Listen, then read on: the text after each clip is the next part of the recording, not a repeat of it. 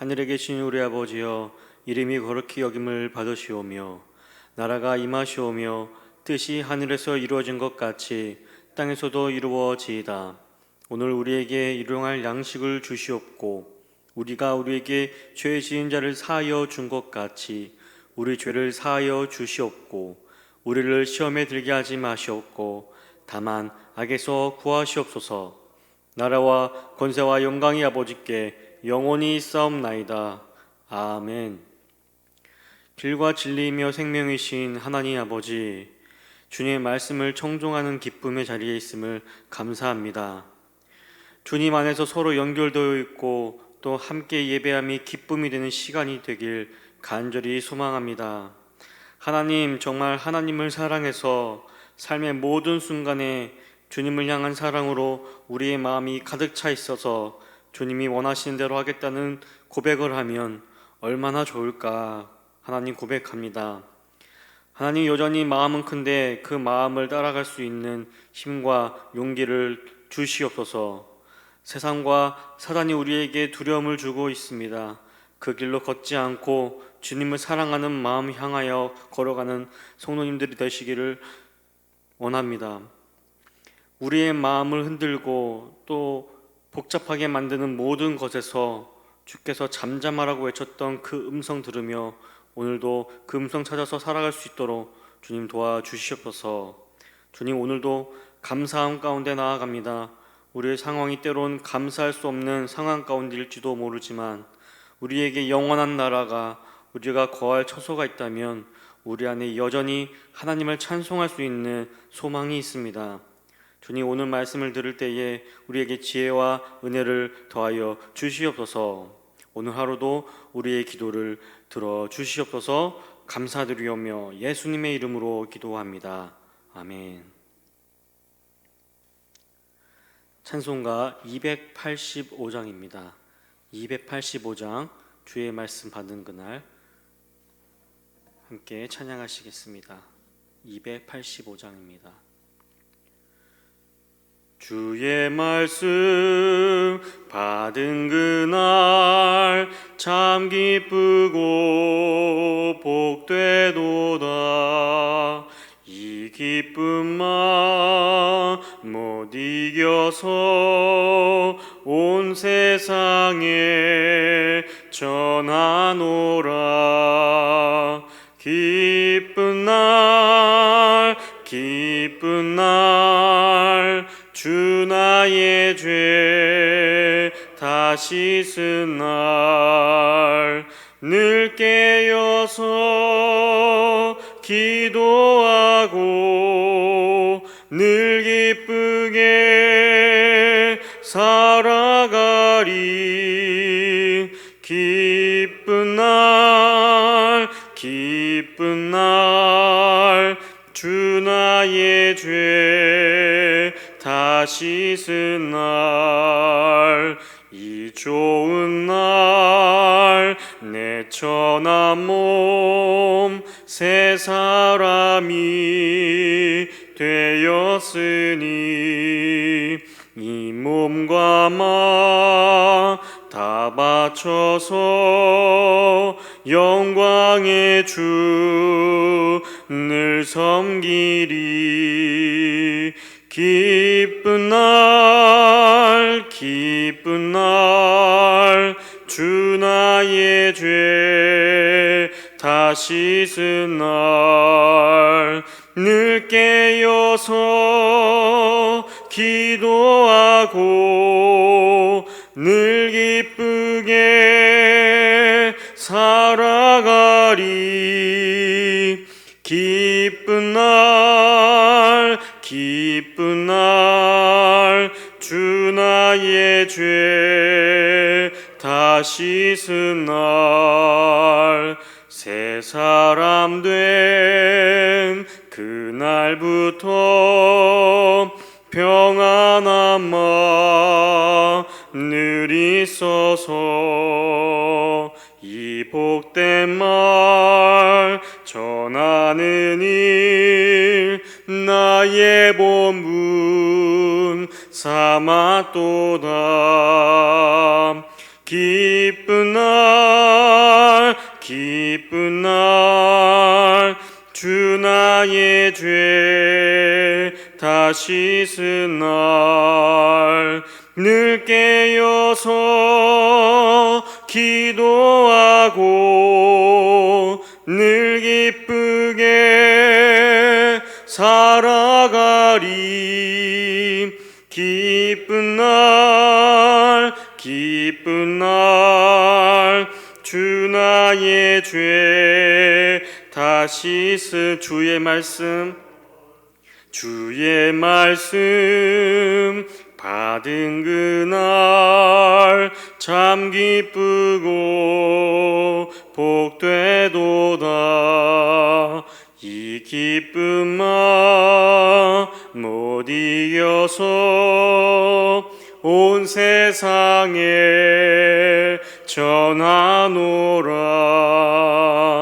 기쁜 날 기쁜 날 주 나의 죄 다 씻은 날 늘 깨어서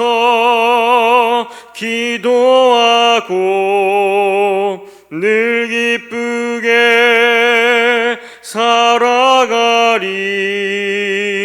기쁜 날 기쁜 날 주 나의 죄 다 씻은 날 이 좋은 날 내 천하 몸 새 사람이 되었으니 이 몸과 마음 다 바쳐서 영광의 주 늘 섬기리.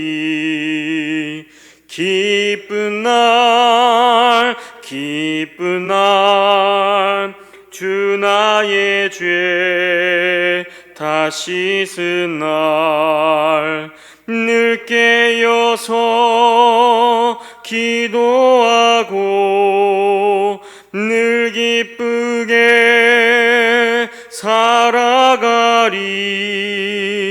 기쁜 날 기쁜 날 주 나의 죄 다 씻은 날 새 사람 된 그날부터 평안한 마음 늘 있어서 이 복된 말 전하는 일 나의 본분 삼았도다.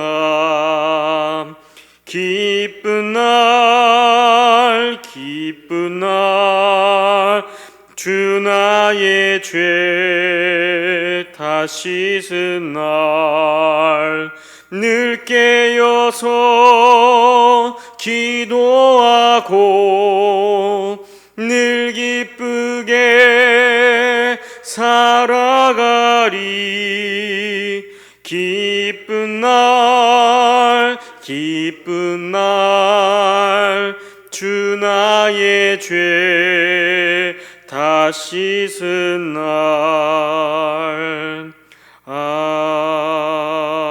아멘. 오늘 우리에게 주신 하나님의 말씀은 예레미야 15장 15절로 17절까지의 말씀입니다.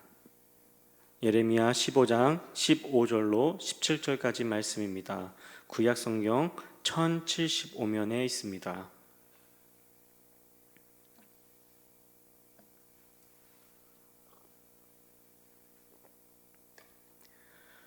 우리 다 함께 봉독하시겠습니다. 여호와여 주께서 아시오니 원하건대 주는 나를 기억하시며 돌보시사 나를 박해하는 자에게 보복하시고 주의 오래 참으심으로 말미암아 나로 멸망하지 아니하게 하옵시며 주를 위하여 내가 부끄러움 당하는 줄을 아시옵소서. 만군의 하나님 여호와시여 나는 주의 이름으로 일컬음을 받은 자라. 내가 주의 말씀을 얻어 먹었사오니 주의 말씀은 내게 기쁨과 내 마음의 즐거움이오나 내가 기뻐하는 자의 모임 가운데 앉지 아니하며 즐거워하지도 아니하고 주의 손에 붙들려 홀로 앉았사오니 이는 주께서 분노로 내게 채우셨음이니이다. 아멘. 동아프리카의 한 시골 여인이 항상 성경을 옆에 끼고 주위를 걸어 다니곤 하였는데 그녀의 이웃들이 비웃는 듯이 물었다고 합니다. 왜 너는 언제나 성서만 가지고 다니니? 너가 읽을 수 있는 다른 책들도 많은데 말이야. 성경을 가진 그녀는 무릎을 꿇고 성경을 이렇게 머리 위로 높이 들면서 말했다고 합니다. 물론 내가 읽을 수 있는 책은 많지. 하지만 나를 읽을 수 있는 책은 오직 성경 하나뿐이야. 나를 읽는 책, 바로 주님의 말씀이 우리를 읽습니다. 때로는 너무나 낱낱이 읽혀서 부끄럽기도 합니다. 또 말씀을 보며 내가 어디로 가야 할지 성경은 방향을 제시해 줍니다. 오늘 제가 서두에 말씀드린 것처럼 아프리카의 여인처럼 나를 읽는 주님의 말씀을 곁에 두는 아름다운 여정 가운데 있는 여러분들을 주님의 이름으로 축복합니다. 여러분 혹시 단짠이라는 말을 들어보셨나요? 단짠. 달고 짠 음식에 많이 사용되는 말입니다. 처음에 이 말이 짠 음식을 먹고 난 후에 달달한 디저트를 먹는 것에서 시작되었다고 하는데요. 요즘에는 아예 한 번에 달고 그 짠맛을 느낄 수 있는 음식들이 나왔습니다. 제가 좋아하는 땡땡치킨 허니콤보, 제가 정말 좋아하는 치킨인데요. 학생들과 함께 먹을 때면 꼭 이것과 함께 떡볶이를 같이 시켜서 그것을 찍어 먹었는데 정말 맛있습니다. 오늘 점심 저녁에 다들 드시기 바랍니다. 우리네 인생이 그래서일까요? 어떨 때는 참 달다가도 참 짤 때가 있기도 한 게 인생입니다. 다음에는 단짠이 아니라 달고 쓴 게 유행일지도 모르겠습니다. 기쁨이 있고 또 슬픔이 있는 게 우리의 인생이지요. 늘 고독 가운데 있으면서도 또 함께함을 지향하는 게 또 인생이지요. 인생을 또 가까이서 보면 비극이지만 멀리서 보면 희극이라는 표현까지도 있습니다. 우리의 인생을 비춰주는 거울, 우리를 읽는 성경도 마찬가지로 우리가 보면 정말 단 말씀이 있는가 하면 정말 쓴 말씀도 있습니다. 오늘 예레미야는 누구라도 반기지 않을 쓴소리를 하는 예언자였습니다. 낙심한 사람들을 위로하는 역할도 해야 하는 자이지만 또 사람들을 하나님의 뜻 앞에 바로 세우는 사람이기도 합니다. 여러분 누군가를 칭찬하는 일은 참 즐거운 일이겠죠. 그런데 꾸짖는 일은 저부터도 조금 힘듭니다. 제가 꾸짖을 자격이 있는가부터 이야기를 하지 않더라도 일단 누군가를 꾸짖으면은 마음이 상하기 때문입니다. 하는 사람도 받는 사람도 마음이 상합니다. 그런데 예레미야는 지도자들과 백성들에게 회개를 선포합니다. 하나님께로 돌아오라. 그 외침은 우상 숭배를 버리고 하나님의 약속의 백성으로서 충실히 살아가라는 것입니다. 하지만 쓴소리를 선포하는 이가 사람들의 사랑을 받기는 어려운 법이겠죠. 빈말이라도 칭찬하고 세워주는 사람을 편안하게 느낍니다. 혹시 여러분 성경 읽다가 참 쓰다 라고 느끼신다면 감사하시기 바랍니다.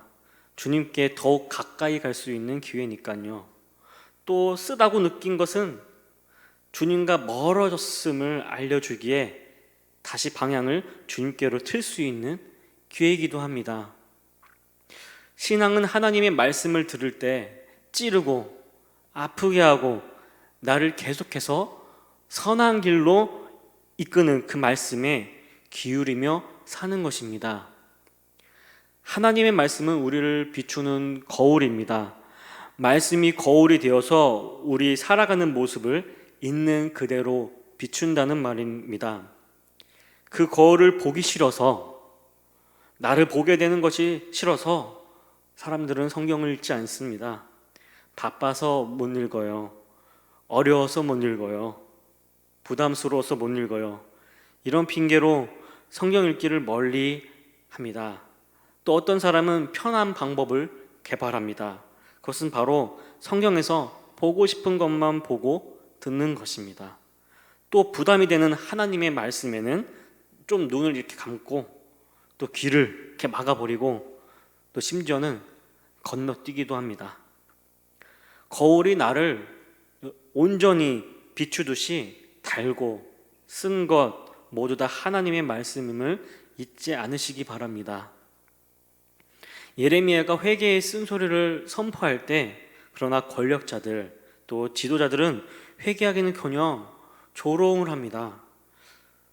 23장 33절에 이렇게 나와 있습니다. 제가 읽어보겠습니다. 이 백성 가운데 어느 한 사람이나 예언자나 제사장이 너에게 와서 부담이 되는 주님의 말씀이 있느냐고 묻거든 너는 그들에게 대답하여라. 부담이 되는 주님의 말씀이라고 하였느냐? 나 주가 말한다. 너희가 바로 나에게 부담이 된다. 그래서 내가 이제 너희를 버리겠다 말하였다고 하여라. 정말 무서운 말씀이죠. 부담이 되는 말이라고 하였냐? 너희가 바로 나에게 부담이다. 이런 말을 들으면 정말 안 되겠죠. 아무튼 예레미야는 하나님의 말씀을 선포하였습니다. 그런데 오히려 예레미야가 망했으면 좋겠다고 말하는 사람들, 그리고 고발을 당하기도 합니다. 고독해집니다. 이것이 예언자의 길입니다. 20장 10절에는 이렇게 나와 있습니다. 나는 무리의 비방과 사방이 두려움을 들었나이다. 그들이 이르기를 고소하라. 우리도 고소하리라 하며 내 친한 벗도 다 내가 실족하기를 기다리며 그가 혹시 유혹을 받게 되면 우리가 그를 이겨 우리 원수를 갚자 하나이다. 이렇게 예레미야는 고독한 상황, 혼자 되는 상황, 핍박받는 상황이 닥치게 됩니다. 그런데 하나님께서는 왜 예레미야를 사용하셔서 이렇게 쓴소리를 말하게 하십니까? 여러분 혹시 버티고라는 말을 들어보셨나요? 버티고, 버틴다는 의미가 아니라 영어입니다. 버티고는 비행 착각이라는 말로 비행기 조종사들이 이 고속으로 이렇게 비행하다 보면 가속도로 인해서 우리 인체에 이 평형기관이 있는데 이 감각에 이상이 생긴다고 합니다. 그래서 그 감각을 그대로 비행하다 보면 매우 위험한 일이 일어납니다. 예를 들어 바다 위를 비행할 때 조종사가 이 비행기의 자세를 착각해서 바다를 하늘로 착각한다고 합니다. 그래서 거꾸로 날아가는 경우가 있어서 사고가 종종 일어난다고 합니다. 하늘로 이렇게 날아가다가 거꾸로니까 이렇게 빠지는 거죠. 그런 상황이 발생된다고 합니다. 하나님께서 우리를 찌르는 메시지를 주시는 것은 바로 거꾸로 날아가 곤두박질 치고 있는 우리에게, 또 교회에게, 세상에게 다시 잘 날아갈 수 있도록 하기 위해서임을 믿으시기 바랍니다. 누구도 알아주는 이 없이 여러분 사람들에게 미움받는 예레미야는 그러나 16절에 이렇게 고백합니다. 오늘 16절 말씀입니다. 만군의 하나님 여호와시여 나는 주의 이름으로 일컬음을 받은 자라. 내가 주의 말씀을 얻어 먹었사오니 주의 말씀은 내게 기쁨과 내 마음의 즐거움이오나. 특별히 오늘 말씀을 얻어 먹었다고 말합니다. 말씀을 먹다라고 표현이 참 좋습니다. 무슨 말일까요? 예전에 제가 다른 교회에서 전도사로 사역을 했었을 때에 그 교회에서는 우리 교회처럼 이렇게 큐티집을 매월 발간을 하였습니다. 그런데 이름이 큐티밥입니다. 큐티밥. 밥이었습니다. 그리고 청년교회였는데 그렇다 보니까 이 셀로 구성되어 있었습니다. 근데 이 셀은 땡땡 밥집이었습니다. 우리는 속회라고 부르죠. 근데 땡땡 밥집이라고 붙였습니다. 그래서 예배 전과 후에 있는 소모임에서 이 큐티 밥을 나누는 사역을 했었었는데, 여러분 그렇죠. 말씀을 먹는다는 것은 밥처럼 매일 안 먹으면 우리가 살 수 없는 것처럼 매일매일 영의 양식을 먹고 또 우리 몸에 영양분으로 살아가는 것 아니겠습니까? 하나님의 말씀은 귀로 듣기만 해서는 안 됩니다. 말씀을 먹어야 합니다. 성경에는 곳곳에 이런 표현들이 등장하는데요. 하나님은 에스겔을 부르실 때 이렇게 얘기합니다. 나에게 말씀하셨다. 사람아, 내가 너에게 주는 이 두루마리를 먹고 너의 배를 불리며 너의 속을 그것으로 가득히 채워라. 그래서 내가 그것을 먹었더니 그것이 나의 입에 꿀같이 달았다. 주님을 따르는 사람들은 말씀으로 배를 채워야 합니다. 말씀이 육신이 되어야 하는 말이겠죠. 말 따로 또 삶 따로가 아닙니다. 또 요한계시록에서는 천사의 손에 있는 두루마리를 받아 먹습니다. 그 두루마리에는 세상에 대한 하나님의 경륜이 기록되어 있었습니다. 계시록에서는 그 말씀의 맛을 이렇게 쓰고 있습니다. 계시록 10장 10절에 이렇게 쓰고 있습니다. 그것이 내 입에는 같이 달았으나 먹고 나니 뱃속은 쓰라렸습니다. 하나님의 말씀은 때로는 달콤한 약속과 또 확신과 희망으로 오지만 때로는 아주 무섭게도 심판으로 다가오기도 합니다. 우리가 낙심할 때는 우리 삶을 든든히 맬 기둥으로 다가오지만 우리가 교만에 빠져서 진리를 비껴날 때는 우리를 치는 말씀으로 다가옵니다. 성경의 말씀들이 우리에게 아플 때가 있지만 말씀에 귀를 기울이며 입으로 삼켜서 내 몸이 되게 할 때 우리는 성숙한 크리스찬이 될 것입니다. 그리스도의 장성한 분량에까지 그 경주를 계속해서 달려가시기 바랍니다. 오늘 본문의 마지막에 17절은 이렇게 쓰고 있습니다.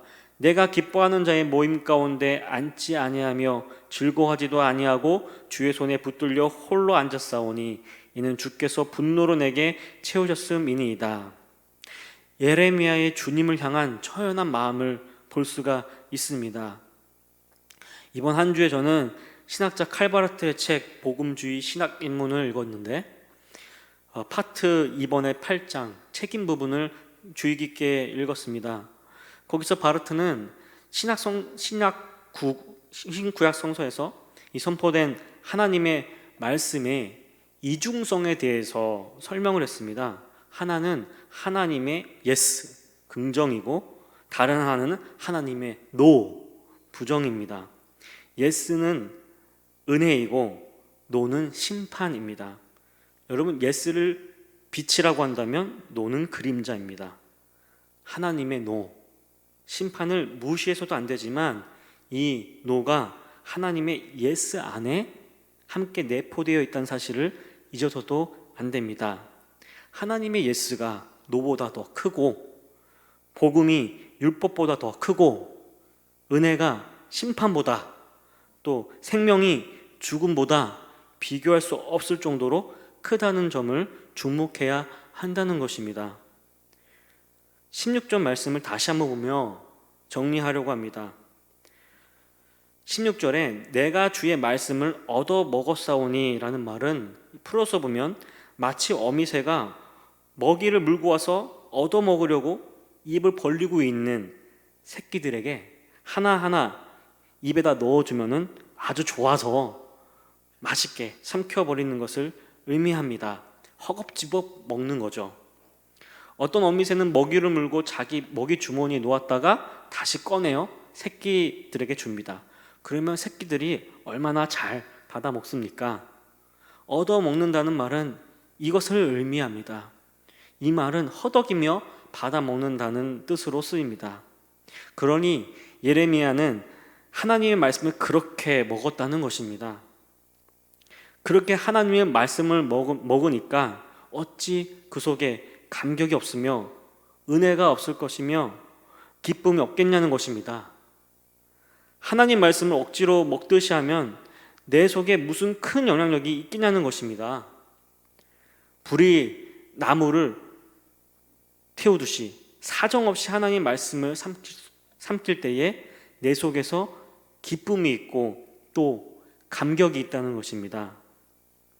그러니 예레미야는 하나님의 말씀을 마치 배고픈 아기 새처럼 하나님 말씀 아니면 죽는 줄 알고 먹기 위해 달려들었다는 것입니다.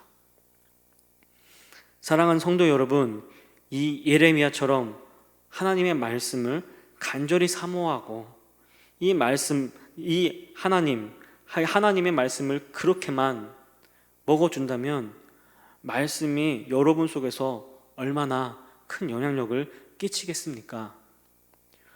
오늘 주님의 말씀을 먹으며 또 우리 삶을 주님께 드리는 한 날, 또 기쁜 날, 또 매일이 되시기를 주님 이름으로 간절히 축복합니다. 우리 함께 기도하겠습니다. 하나님, 우리 시대가 지식은 높아졌지만 마음은 작아졌음을 봅니다. 더 많이 먹고 잘 살게 되었지만 기쁨은 줄어들었음을 봅니다. 하나님, 하나님의 말씀이 이 시대에게 울려지지 않음을 봅니다. 그래서 제대로 살지 못하는 것 같습니다.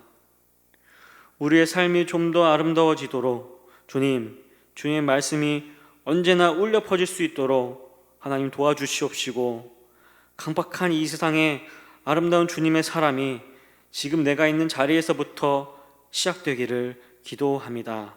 주님 사랑합니다. 예수님의 이름으로 기도합니다. 아멘. 오늘 주신 말씀을 붙잡고 살아가겠습니다.